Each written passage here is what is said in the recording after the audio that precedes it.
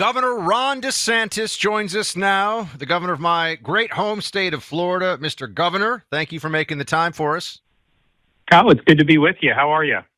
I'm good, man. You're just doing such a good job, honestly. My wife and I were the relatively new Floridians, although she grew up here, but we moved back here.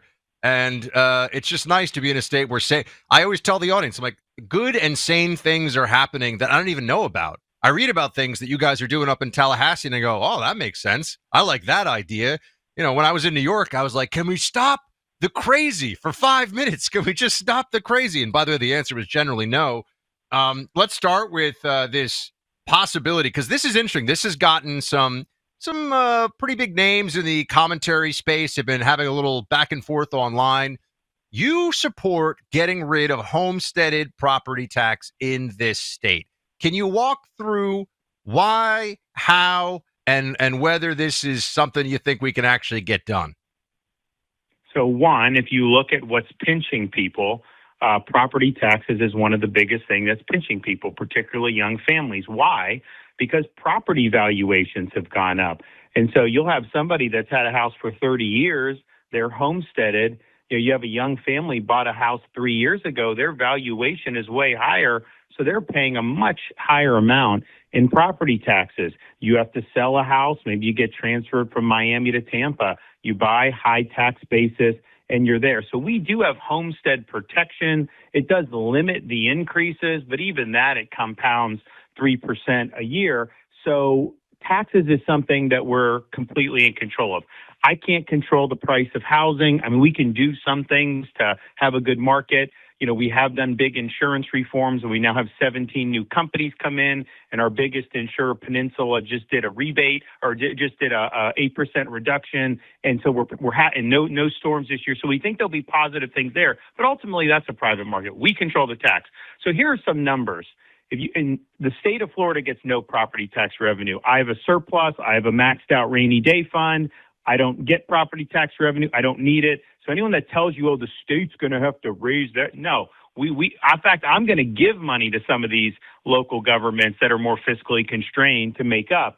So that's the first thing. It's all administered and decided by your local authorities, and they get 100% of the revenue.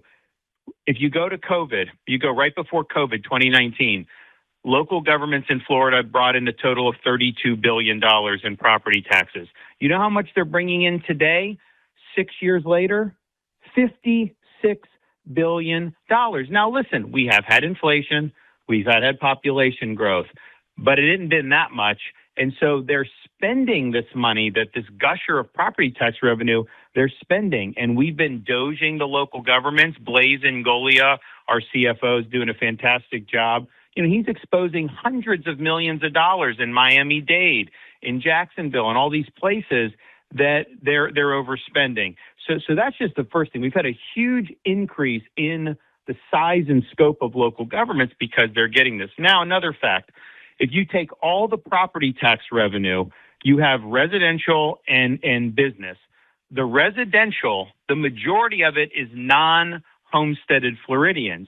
So second homes, snowbirds, Airbnb rentals, you name it. That's the majority of residential property tax revenue. And then you have the corporate or the business tax revenue. So the total amount of residential Florida homestead property tax revenue is between 30 and 33% of all of this. Now, mind you, the budgets have gone up way more than 30% in the last few years. So our view is well, if you own your home and then you stop paying taxes in 20 years, the government takes it from you. So is that really home ownership? And I think Florida, we're in a situation, and we're still working on the particulars because the details do matter, and we're going to have something very positive for all this. But we are in a unique position where so much of our tax base is comprised of people that aren't even full-time residents. People that own these big luxury, houses where they stay in for three months. I'd rather them pay the tax than have, a cop that's got a house worth $400,000 in Miami. So we have the luxury of being able to relieve our citizens of more and more burden of taxation. So that's the nature of it. Now, you've mentioned there have been some stuff. All I can tell you is, like, having watched debates when you all of a sudden start seeing the same talking points sprouting up just like magically, you know that that's coordinated, right? That's an op. So there's some people out there who don't want to see this, and it's being orchestrated, but none of the arguments really make sense against it. And a lot of these people, I think all of them, don't even live in Florida.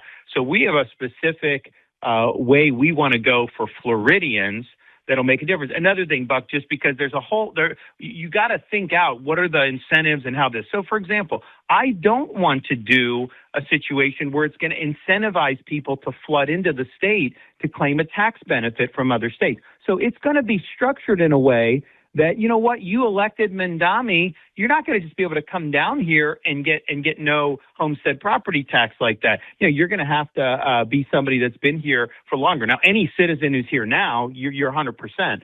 So there's all these different things that we're working on. We're working on it very smartly, and I've got a lot of people that are working on it. But the goal is to have something on the ballot in November of 2026 where voters will be able to vote for it or not.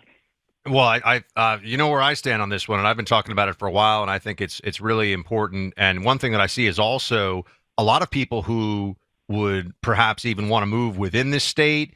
They don't want to, if they want to get a little more space or whatever it may be, they're worried if they have to pay at the new rate on property. Property tax creates all these often, I think, problematic disincentives in the market. So that's an issue that people don't talk about enough. But the opposition to this, I've seen some, I know actually some of the people publicly who are very like, no, someone has to pay the taxes.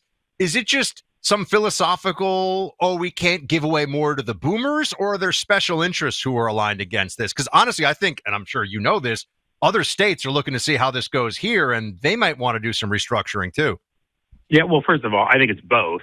I don't think those are mutually exclusive.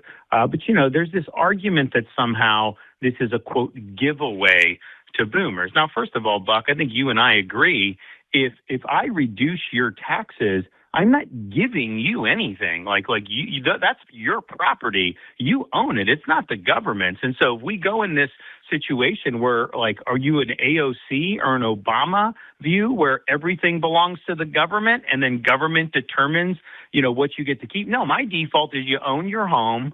You get your income. You get 100% of your income in Florida because we don't have an income tax. Any tax we cut, you're just keeping more of what you already have had. You earned your home. You purchased that home. So philosophically, when they're talking about giveaway with respect to reducing taxes, to me, that's a leftist argument. Second, and you brought it up indirectly, elderly people. Now, there are some elderly that are getting strapped with the taxes too because they're on fixed income. Their taxes don't go up as much because they're homesteaded, but it still compounds over many years. And so they're being in a situation where it's tough. But if you're in a typical residential community in Florida and you have somebody that's lived in a home for 30 years, and then you have a young couple that bought a house, say in 2021, that young couple is going to have a much higher tax basis for property tax. They are going to pay way more in property tax than the elderly homeowner who's been grandfathered in on the homestead limitation for the last however many decades. So if you're doing a homestead exemption, the young family, they gain way more with respect to the total dollar amount that they're doing. So I think what it does is that when you have people out of state, they don't understand how Florida works. They somehow think that elderly person has a $500,000 home, young couple has a $500,000 home. Oh yeah, the elderly is getting as the same benefit. In reality, that is just not the way it works because of people having owned their home. So, I think that it clearly is not being done with people that are actually in Florida and want to do. But I do think some of it is special interest, but I do think some of it is ideological, and I think it's more of a left bent. Yeah, I totally agree with that one, and this audience already knows that, so that's not anything new. I'm a little surprised to see some of the voices, quite honestly, that are on the right who seem to have a problem with this. I think it's bizarre, but anyway, I actually wanted to, if I could. Now, you probably saw this, Governor. Tomorrow, Trump and Mamdani are meeting, and I just think this is an opportunity for you to, just in the broadest terms, we have a huge Florida audience, we have a huge New York audience, and obviously people all across the country are listening. You have more people in this state, right? 21 million, and half the budget. Yeah, half the budget of New York. How is that possible? Like, what is New York doing? How is it spending twice as much money with less people? Well, not only that, Buck, New York City has 8 million people. And New York City's budget is bigger than the entire state of Florida's budget. And we have close to 23.5 million people. And that's before Mandami, takes over the grocery stores and does things which are going to cost even more money. It's crazy what happens. So I think a lot of it is, they direct money to special interests. They have different people who are kind of part of their patronage network. In Florida, you look at what we spend money on. Obviously, we have a federal state that does Medicaid, as all states do, where we didn't expand it under Obamacare, but we do have that portion. Education, the state has a big role in helping to fund school districts as well as our school choice scholarship program, which has 500,000 students on it now. Infrastructure. I've been able to accelerate projects all around the state of Florida, so we're delivering some 5 or 10 years ahead of schedule, and that's meaningful for people in terms of their family time and not having to be in traffic so much. And I know we got a lot of work in some other areas. Miami's tougher because it's harder to build in different areas, but in other parts of the state, we've made really good progress, I think, on that. And then we've done the biggest conservation program in environmental restoration with Florida's Everglades, which is a huge success that we've done. We did a Florida wildlife corridor because we don't want the whole state to be a concrete jungle. So we're spending money on things that really matter to people, but that's really what we spend it on. I think New York, it's all about kind of whoever's in the barnacles attached to the ship and all the different constituencies in the Democratic Party, they're doing it. And it's interesting. They'll say, oh, well, they pay better pension benefits, for their police officers and fire. Well, the thing is, a lot of those people move to Florida and spend those pensions in Florida. Yeah. So it's like you're doing that, and it's like benefiting our economy down here because you're driving these people away. But I really think, in terms of, there's obviously a big difference between the president and Mandami. Mandami's going to do dumb things in terms of the economy. He's going to try to raise taxes. He's obviously going to be governed by a woke agenda, educational stuff, or all that. But the number one thing that's going to drive people out of that city is that he hates the police. He wanted to abolish the NYPD. He thinks he should send social workers to answer the 911 calls. So if he goes down that road, and it was bad under de Blasio, it didn't get much better under the current mayor. But I think he's going to make Bill de Blasio look like a right-winger. I mean, it is going to be really scary. I think that's the place. Unfortunately, having worked at the NYPD for a short while, Governor, I can tell you that's the place where the mayor, he is kind of the alpha and omega. Like, he can make the determinations about what policing is like in the city. These other things, the economic things, probably can't. But Governor DeSantis of Florida, thank you, sir, for all you do. Please keep up the phenomenal work and come back and talk to us again soon about what you're up to. Okay, roger that. Bye-bye. The Preborn Network of Clinics has a nationwide team of people looking after the lives of unborn children. It's a staff of people who are truly saving lives every day. This past year, they saved the lives of 67,000 unborn children. When a woman walks into one of Preborn's clinics, she's welcomed with open arms. She's introduced to her baby through an ultrasound, and for the first time, she sees life, not loss, and she's offered hope-filled choices. When she chooses life, Preborn continues walking with her for up to 2 years, providing maternity clothes, diapers, counseling, and so much more. Preborn cares for the whole woman and the precious baby growing inside her. As you think about your year-end giving, consider the greatest investment you could ever make, the gift of life. There are hundreds of thousands of mothers-to-be in the situation today. As the year closes out, your tax-deductible donation can be the difference between life and death. It will help Preborn accomplish their mission. Using your cell phone, dial pound 250 and say the keyword baby. That's pound 250, say baby, or visit preborn.com/buck. All gifts are tax deductible. Preborn is a 5-star rated charity sponsored by Preborn.